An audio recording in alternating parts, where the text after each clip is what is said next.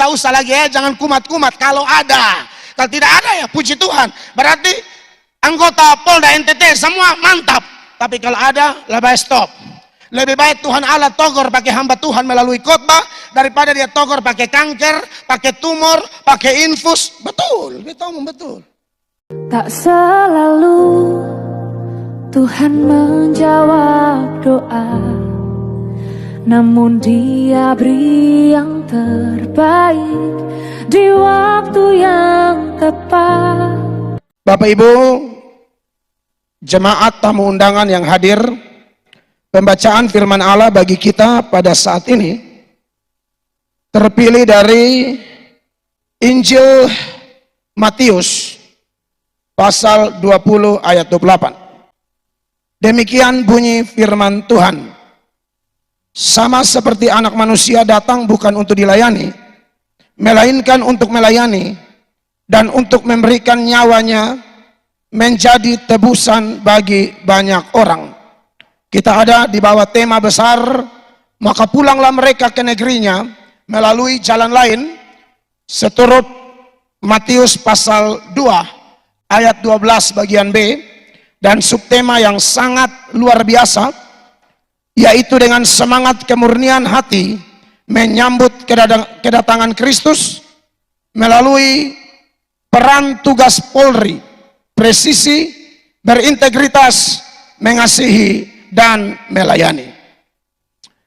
Kepada Bapak Kapolda yang saya hormati dan saya kasihi, kami banggakan, juga hamba-hamba Tuhan, rohaniwan, serta tamu undangan, Bapak Ibu pejabat di kalangan Polda NTT maupun dari, saya lihat ada Bapak Bupati Sabu, Bapak Bupati Kupang, dan pejabat-pejabat yang lain.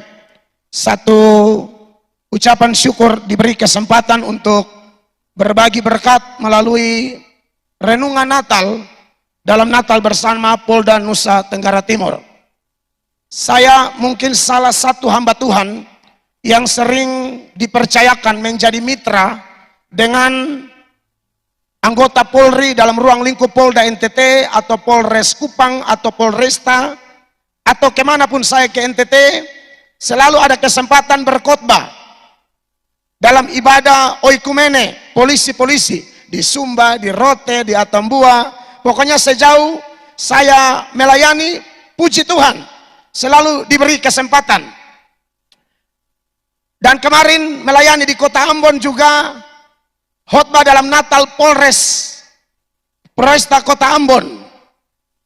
Tema dan subtema sama persis seperti tema dan subtema yang diangkat oleh teman-teman dari Polda Nusa Tenggara Timur. Bahkan saya ingat Bapak Ibu, beberapa tahun lalu saya pernah khotbah Natal Polda juga, tapi kita di gereja Oikumene di Polda. Waktu itu yang Kapolda sorry kalau saya salah ya, Pak Sadarum atau Sadarum. Saya ingat itu kita Natal bulan Maret. Sungguh mati. Natal Polda NTT bulan Maret. Kita pikir-pikir, wah ini polisi dan susun lihat kalender gereja lah. Semua deka pasca, beta khotbah nanti. Ini saksi mata banyak mungkin. Saya khotbah di gereja Oikumene bulan Maret. Jadi beta bilang, wah ini bukan Tuhan Yesus bayi lagi, Susoleni. Inilah sedikit playgroup, TK, kata masih rayakan Natal. Padahal 3 salib sudah ada di gang-gang di depan gereja, semua masuk pasca. Ternyata waktu itu memang polisi ada kerja berat. Ada isu ini, itulah negara mau kacau lah, ada isu segala macam. Tapi saya lihat memang waktu itu saya sebagai rohaniwan sekaligus sebagai masyarakat Nusa Tenggara Timur, saya lihat extra time. Polisi kerja luar biasa. Mungkin gara-gara komitmen kerja yang begitu tinggi sampai lupa lihat kalender. Tapi tidak apa-apa, yang saya lihat semangatnya luar biasa. Dan saya sebagai pengkhotbah yang diundang pun, puji Tuhan, akhirnya bisa menyampaikan pesan Tuhan pada waktu itu. Nah, Bapak Ibu, Saudara, jemaat Tuhan, tamu undangan yang hadir, di bawah tema besar kita dan subtema ini, dan dikaitkan dengan Matius 20, ayat 28 yang kita baca tadi, saya mau ingatkan saja bahwa kalau kita bicara tentang Natal, Bapak Ibu, mengingatkan kita tentang satu hal, Natal mengingatkan kita tentang keputusan yang sangat beresiko dari tokoh-tokoh yang terlibat langsung dalam peristiwa Natal pertama. Bapak Ibu ingat bagaimana seorang perempuan muda yang bernama Maria dari Nazaret, perempuan yang dikatakan perempuan perawan, perempuan suci, membuat keputusan luar biasa, memberikan dirinya, memberikan rahimnya, dipakai oleh sorga untuk membawa misi besar. Dan konsekuensinya tidak gampang. Maria hidup di bangsa Israel yang punya ketentuan-ketentuan Taurat yang sangat ketat. Bapak Ibu, ada satu hukum, apabila seorang perempuan belum bersuami, tahu-tahu mengandung, itu hukumannya adalah dirajam dengan batu sampai mati. Tetapi ketika malaikat Gabriel datang kepada Maria dan membawa berita bahwa engkau akan mengandung dari Roh Kudus, Maria berkata apa? Jadilah padaku menurut perkataanmu, karena sesungguhnya aku ini adalah hamba Tuhan. Resiko lain, namanya akan busuk. Orang akan bicara namanya di mana-mana. Karena saya rasa bicara tentang kelompok orang yang suka gosip, kelompok orang yang suka omong nama orang, bukan cuma ada di Kupang, ada di Israel juga. Belum lagi tunangannya. Saudara tahu, dalam tradisi Yahudi itu, orang bisa menjadi sepasang suami istri yang sah. Itu ada tahap-tahapnya. Yang pertama ada tunangan, mereka ditunangkan dari kecil. Yang kedua, mereka ditunangkan, sudah disebut suami istri, tapi belum tinggal bersama. Nah, Yusuf dan Maria ada dalam tahap kedua ini. Makanya Yusuf mau menceraikan, padahal belum menjadi suami istri sah. Tapi karena sudah ada dalam level pertunangan yang kedua ini, Yusuf diam-diam mau menceraikan Maria. Tapi malaikat datang dalam mimpi mengingatkan Yusuf bahwa Maria tidak selingkuh, Maria tidak main serong, Maria itu perempuan benar. Bahkan Maria ketika dapat berita itu, Maria bilang begini, bagaimana hal itu mungkin terjadi? Aku belum pernah disentuh laki-laki. Ini perempuan hebat. Dan saya rindu memang perempuan-perempuan seperti Ibu Maria. Jangan mau disentuh laki-laki yang tidak ada urusan dengan kita. Hindari bapak-bapak yang ramah, rajin jamah. Tapi di Polda NTT tidak ada, ini di Polda Ethiopia.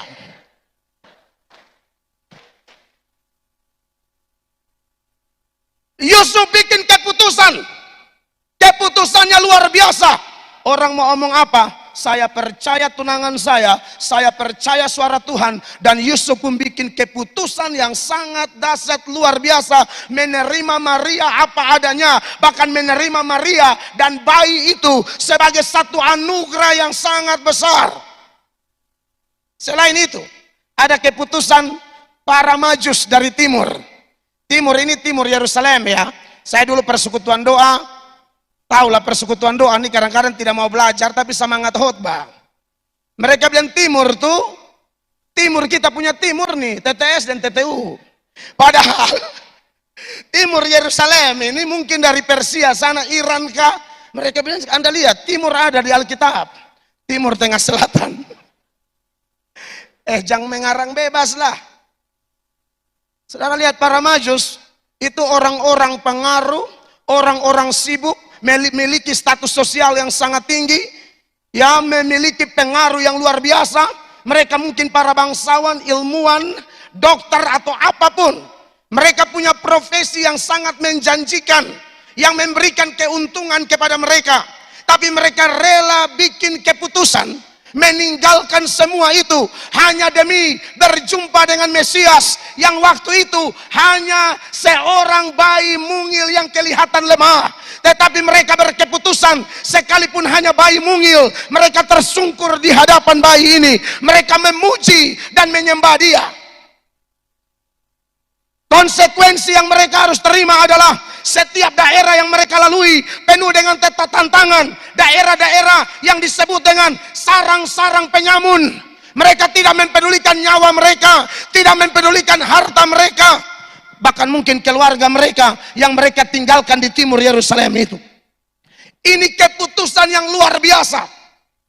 Tapi Bapak Ibu, lebih daripada itu, kalau bicara Natal, bicara tentang keputusan Yesus Kristus, Anak Allah yang Maha Tinggi, firman Allah yang adalah Allah sendiri.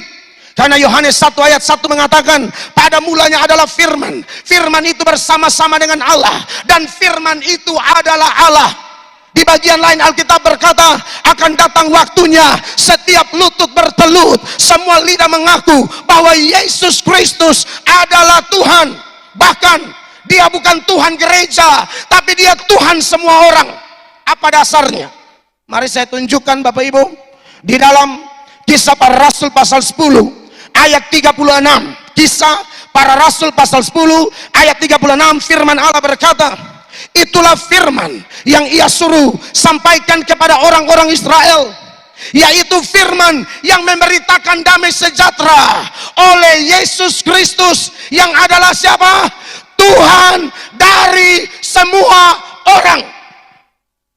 Jadi waktu Yesus datang pisahkan domba sebelah kanan, kambing sebelah kiri, itu bukan orang Kristen saja. Bapak Ibu baca Alkitab baik-baik. Dia penguasa dunia akhirat. Tapi Alkitab mencatat, sekalipun dia penguasa dunia akhirat, dia Tuhan semua orang, tapi dia rela jadi hina, supaya kita yang hina ini diangkat menjadi anak-anak Allah. Beri tepuk tangan dulu yang meriah bagi dia. Dia mulia, rela jadi hina, supaya kita yang hina diangkat dan dimuliakan. Itu Tuhan Yesus.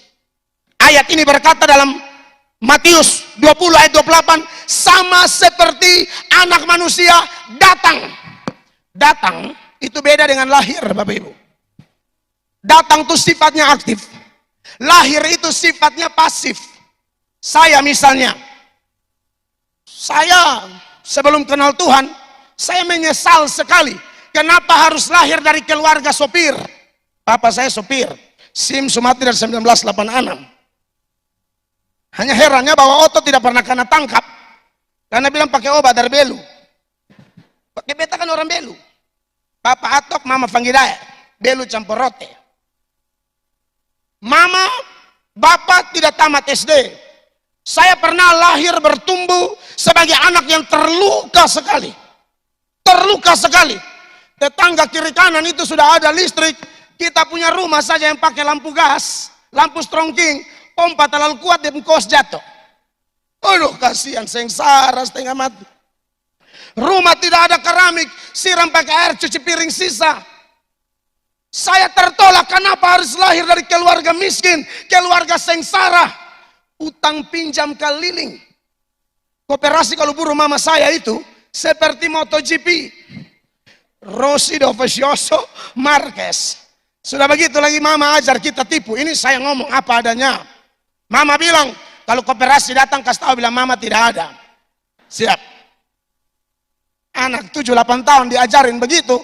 Kita ini kan polos. Tuhan Yesus bilang jadi seperti anak kecil. Karena anak kecil itu polos apa adanya. Koperasi datang, oh. Adek mama. Mama bilang mama sana ada. Kan mamtua bilang tadi. Mama bilang mama tidak ada. Jadi mama posisi lamari, lamari. Dapat tangka basah dan daster bunga-bunga. Tapi itulah lahir. Saya tidak bisa milih dari lahir dari suku apa, lahir dari keluarga bagaimana. Andai kata bisa memilih, saya memilih menjadi anak Kapolda Nusa Tenggara Timur. Jadi Mel Asadoma, kan begitu. Hoe atau Mel Kolimon, anak ibu ketua sinode. Tapi saya tidak bisa milih masalahnya. Itulah lahir. Kita tidak bisa lahir dari keluarga apa, tidak bisa pilih dari suku apa, agama apa, tidak bisa pilih. Tapi kalau aku datang, dia tahu kepada siapa dia datang. Dia tahu konsekuensi waktu dia datang. Pro kontra terjadi. Ada yang terima dia, ada yang tolak dia, ada yang setuju dengan dia, ada yang maki-maki dia. Yesus tahu bahwa akan ada yang maki dia. Saya setelah belajar itu baru saya kuat. Saya ingat Tuhan Yesus kena maki. Anda bayangkan Tuhan Yesus yang begitu suci, ajaib. Orang pernah bilang apa? Gila. Yesus gila. Tolong dulu, ini ayat. Yohanes, aduh lupa bawa air minum Anggota tolong. Ini Pak posisi unggul begini Pak renta aja. Nanti baru urus di belakang. Tolong 1 gelas, botol. Saudara. Haleluya. Hormat diberi, Pak. Thank you very much. Yohanes 10 ayat 20. Bapak Ibu lihat ini, saya tidak omong bercanda ini. Kita agak basa-basa Kupang sedikit, tapi saya sertai dengan pembuktian data yang kuat.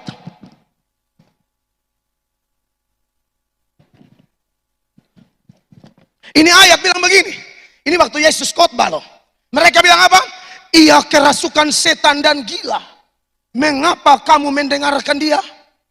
Kalau orang omong Mel atau gila, menurut saya mereka tidak terlalu salah juga. Serius, kalau bilang Mel atau pendeta agak mengong sedikit. Beta sudah tersinggung. Karena memang beta ini dari background yang memang ancur. Ditangkap polisi 8 kali. Jujur Pak polisi, beta dendam sekali dempa dong. Ini dia waktu bebas, ini cuci sampai pakai sabun. Wah dulu dong puku beta ngeri Pak Kapolda. Inca betul-betul punya. Jadi kalau orang bilang Mel atau gila, iya. Tapi kalau Yesus gila, di mana letak kegilaannya? Yesus kerasukan setan, di mana letak kerasukan setannya? Kalau Mel atau gila masih adalah, kalau lihat cermin, lihat sejarah, memang ini anak kurang ajar dulu, ditangkap polisi berkali-kali. Ada polisi yang kalau pukul kita, mereka bikin gaya ke pendeta. Lu mau bertobat atau tidak? Wih, sadap. Keren. Beta bilang, beta suka Pak penggaya. Pensiun langsung buka gereja sah. Pukul kotor sampai tulang. Beta langsung UGD. Tulang dada patah semua. Anak Epura tuh. Polisi paling jengkel anak Epura waktu itu. Baru yang paling menyakitkan jujur saya bapak-bapak polisi. Beta namanya orang Kupang tuh. Kena pukul dari polisi. Orang Jawa, tapi logat Kupang. Wih, itu memang menyakitkan. Lu mau bertobat kok sonde, lu beta flungku lu ya. Lu kalau di jalan lu buka-buka dada di sini bikin muka kayak kode lu. Beta bilang, aduh, ini satu dari mana? Polisi Jawa ngomong Kupang paling enak. Lu kalau macam-macam beta flungku, tumpul pun dada kasih pica semua. Jadi kalau orang bilang, Mel Atok agak senu sedikit, saya tidak terlalu marah. Suka dance-dance di jalan. 31 malam bukan kayak sekarang dilarang-larang. Kita dance tuh bisa buka pakaian semua baru dance di Oepura. Jadi kalau bilang gila ya memang gila. Tahu-tahu jadi pendeta sekarang. Sungguh ini anugerah Tuhan yang luar biasa. Tidak sangka anak kotor dan lomper Tuhan angkat rubah jadi pendeta. Oh, anugerahnya mengalahkan segala-galanya. Tapi kalau Yesus dikatain gila, itu sungguh mengerikan. Bukan cuma gila, orang pernah bilang Tuhan Yesus sesat. Coba buka dulu Matius pasal 27 ayat 62. Matius 27 ayat 62, itu ayat bilang begini. Keesokan harinya, yaitu sesudah hari persiapan, datanglah imam-imam kepala dan orang-orang Farisi bersama-sama menghadap Pilatus 63. Dan mereka berkata, Tuhan, kami ingat bahwa si penyesat itu sewaktu hidupnya berkata, sesudah 3 hari aku akan bangkit. Bapak Ibu lihat, Tuhan kita dikatain apa? Setelah dia buat keputusan menjelma menjadi manusia, dia tahu konsekuensi ini. Dia yang kudus akan dikatain gila. Dia yang suci dan mulia akan dikatakan kerasukan setan. Dia yang adalah anak Allah, penguasa dunia akhirat, dikatakan apa? Penyesat. Kita kalau orang beromong sedikit kita sudah tersinggung toh. Saudara bisa seberangkan ini dalam konteks Yesus Tuhan. Tapi setelah saya renungkan, kok bisa ya Tuhan begitu suci dipasang label-label yang mengerikan seperti ini. Saya dapat kesimpulan begini, memang di kalangan orang gila, orang waraslah yang dianggap gila. Betul Bapak Ibu. Kalau bapak-bapak tidak gila, lalu pergi ke rumah sakit jiwa, jangan heran kalau baru sampai orang gila 19 orang bilang, gila datang. Siapa yang gila? Oh. Karena di kalangan orang gila, orang waras tuh gila. Saya KKR di Amnatun nih. Jadi sebelum saya khotbah, ada satu nih main isap rokok keliling terputar di mimbar situ, tapi minta kesaksian. Mereka lapor saya bilang jangan dulu, dari tadi dia putar di mimbar, tiup rokok selebar peti samen kupang. Jadi tak usah dulu. Saya berkhotbah lah. Selesai khotbah dia datang kepada saya dan dia berkata, Bapak tolak saya bersaksi tadi toh? Saya bilang, iya karena Bapak merokok keliling di situ, saya tidak setuju. Bapak tadi khotbah tentang Allah Tritunggal kan? Iya. Bapak tahu siapa Allah Tritunggal? Kenapa? Saya. Kita lihat dia bilang, sampai Mesias nih. Beta juga pikiran kan, serius. Bapak ngomong Allah Tritunggal kan, Bapak tahu siapa dia? Kenapa? Saya orangnya. Lalu dalam khotbah itu saya khotbah tentang Tuhan Yesus pindahkan setan-setan dari orang gila ke 2000 babi. Dia bilang, Bapak juga khotbah tentang babi kan? Bapak tahu siapa itu babi? Bagaimana? Kenapa? Saya babinya. Oh, setelah itu baru panitia send saya, Pak Pendeta, gila. Dari tadi kekasih Tuhan. Dan belum lagi konsekuensi lain yang Yesus hadapi. Anda lihat pergumulannya di Getsemani. Dia datang lahir untuk mati bagi kita semua. Kematiannya adalah kematian yang mengerikan. Di Taman Getsemani dia menghadapi tsunami murka Allah yang harusnya ditimpakan kepada saya dan Bapak Ibu, tapi seluruhnya diambil alih oleh dia. Dia harus melewati sesi pencambukan, dan pencambukan itu mengerikan. Pencambukan ala Romawi, itu cambuknya pendek, cabangnya 3, di ujung-ujung cambuk itu kadang-kadang ditaburi timah atau logam tertentu yang dibentuknya seperti runcing. Itu kena kayu saja, kayu hancur, apalagi kena daging itu pasti hancur.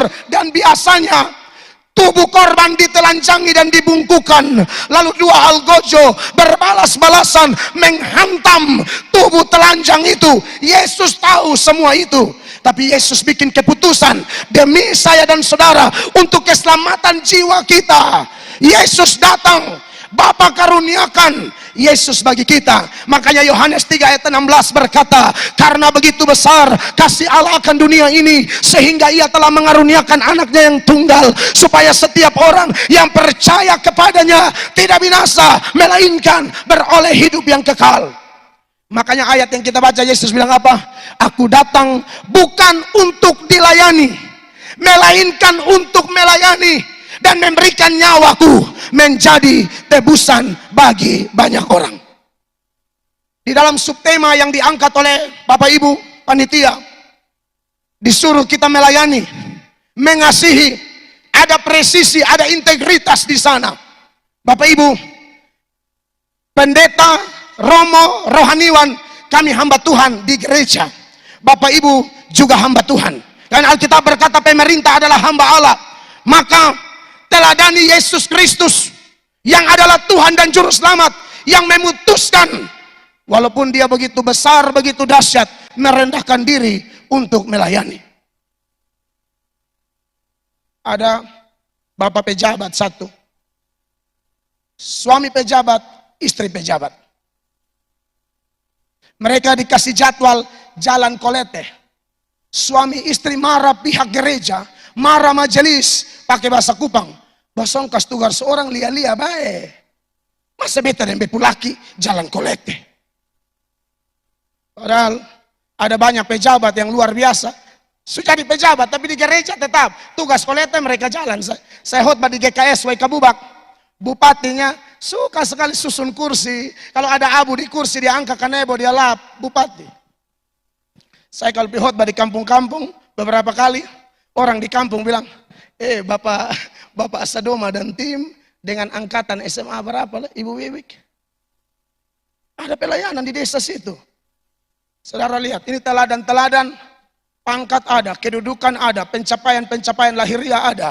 Tetapi mereka melihat kepada Yesus. Kalau Yesus yang adalah sumber segala berkat, sumber segala pangkat dan kedudukan, sumber segala pencapaian-pencapaian lahiriah, mau datang untuk melayani, kenapa kita tidak melayani? Melayanilah di gereja kita masing-masing. Melayanilah sesuai panggilan kita. Dan khusus kepada bapak-bapak polisi yang saya kasihi, yang saya hormati, biar renungan yang singkat ini mendorong kita. Kalau Ibu Maria bikin keputusan, Yusuf bikin keputusan, para majus bikin keputusan, Tuhan Yesus bikin keputusan untuk melayani, maka saya dan Bapak Ibu semua, terkhusus saudara-saudaraku anggota Polri dalam ruang lingkup Polda NTT, Anda harus bikin keputusan melalui Natal ini sesuai dengan tema dan subtema. Saya tidak akan jelaskan panjang lebar tema dan subtema. Nanti mungkin Bapak Kapolda dalam sambutan beliau mau arahkan lagi, karena pasti subtema itu dibuat ada latar belakangnya. Tapi dari sisi kitab suci, saya mau mendorong kita untuk tahun 2023 ini, mari bikin keputusan bagaimana caranya kita bisa menjalankan peran kita, tugas kita secara presisi, berintegritas, melayani dan mengasihi. Satu kata kunci aja Bapak Ibu, bertobat. Pak Polisi, bertobat. Tidak ada lain. Bapak Ibu pejabat, bertobat. Tanpa itu, ini hanya slogan doang. Bertobat itu ada 2 tahap. Dia semua habis, tenang. Beta lihat beberapa muka bangkan. Pembalasan hak Tuhan, haleluya. Selama kok 30 menit. Bertobat ada 2. Ada yang bertobat 1 kali seumur hidup. Itu bertobat apa? Terima Yesus sebagai Tuhan dan Juru Selamat. Cukup 1 kali. Tidak usah diulang-ulang. Tapi ada bertobat yang harus terjadi terus menerus seumur hidup kita. Yaitu bertobat dari karakter kita, sifat kita, pola pikir kita, pola hidup kita, tindakan-tindakan kita, baik dalam rumah tangga kita, dalam tugas kita. Bahkan saya sebagai pendeta saja Bapak Ibu, saya jujur di hadapan Bapak Ibu, saya tidak omong sebagai malaikat di sini. Saya evaluasi pelayanan saya 2022. Ternyata ada jatuh bangun juga, ada salah juga. Saya pernah nonton khotbah saya kembali. Kenapa saya khotbah begini bodoh? Kenapa saya khotbah begini ngawur? Lalu saya dikelilingi oleh orang-orang yang mengasihi saya. Mereka menasehati saya, Pak Pendeta, omong ini tidak tepat, omong ini salah, omong ini tidak cocok. Dan saya sebagai hamba Tuhan, saya menerima itu. Karena Alkitab berkata, besi menajamkan besi, orang menajamkan sesamanya. Amin. Ada 3 cara yang Tuhan pakai untuk merubah karakter kita dari waktu ke waktu Bapak Ibu. Yang pertama, melalui Roh Kudus. Waktu orang terima Yesus, Anda dan saya dimeteraikan dengan Roh Kudus. Roh Kudus itulah yang akan menginsafkan kita dari dosa-dosa kita. Yang kedua, firman Allah. Pak Polisi, sebelum ke kantor, kalau tidak sempat sampai kantor, baca 1-2 pasal dulu. Ambil waktu doa pribadi Pak. Alkitab berkata langit dan bumi pasti berlalu, firman Allah tidak akan pernah berlalu. Dunia ini tambah gelap, tapi firman Allah itu adalah pelita bagi kaki kita dan terang bagi jalan-jalan hidup kita. Dengan apakah seorang muda mempertahankan kelakuannya bersih? Dengan menjaganya sesuai dengan firman-Nya. 2 Timotius 3 ayat 16 berkata, segala tulisan yang diilhamkan Allah memang bermanfaat untuk mengajar, menyatakan kesalahan, memperbaiki kelakuan, dan mendidik orang dalam kebenaran. Maka tidak bisa tidak Bapak Ibu, kalau kita mau supaya pelayanan kita maksimal, bertobat harga mati. Dan yang ketiga sudah pasti, keadaan sekitar kita akan membentuk kita semua, baik dari pendeta, polisi, pejabat, siapapun. Kita paling tahu kehidupan rumah tangga kita, kita paling tahu komitmen kerja kita. Jadi ada yang selingkuh, bertobat sudah, kalau ada. Kalau tidak ada, tidak usah. Tapi kalau ada, habis ini maju kok ketemu foto bersama dulu. Sudah lalu, tak usah lagi jangan kumat-kumat. Kalau ada, kalau tidak ada ya puji Tuhan, berarti anggota Polda NTT semua mantap. Tapi kalau ada, lebih stop. Lebih baik Tuhan Allah togor pakai hamba Tuhan melalui khotbah daripada dia togor pakai kanker, pakai tumor, pakai infus. Betul, betul. Jadi lebih baik kalau hamba Tuhan ingatkan. Tolong, saya nonton video Pak Kapolda yang menyoroti kasus ada satu anak di Rote mau jadi polisi suap. Setelah suap ternyata tidak jadi. Saya ada nonton di media, Pak Kapolda marah. Saudara lihat ini. Belum lagi banyak berita-berita tentang polisi yang tahun 2022 bikin tidak enak di telinga kita semua. Tidak usah muluk-muluk lah. Mulai dari Polda NTT kita bangkit, kita bertobat, dan tahun ini kita melakukan yang terbaik untuk kemuliaan nama Tuhan. Saya selesai. Tuhan Yesus memberkati kita. Tak selalu Tuhan menjawab doa, namun Dia beri yang terbaik di waktu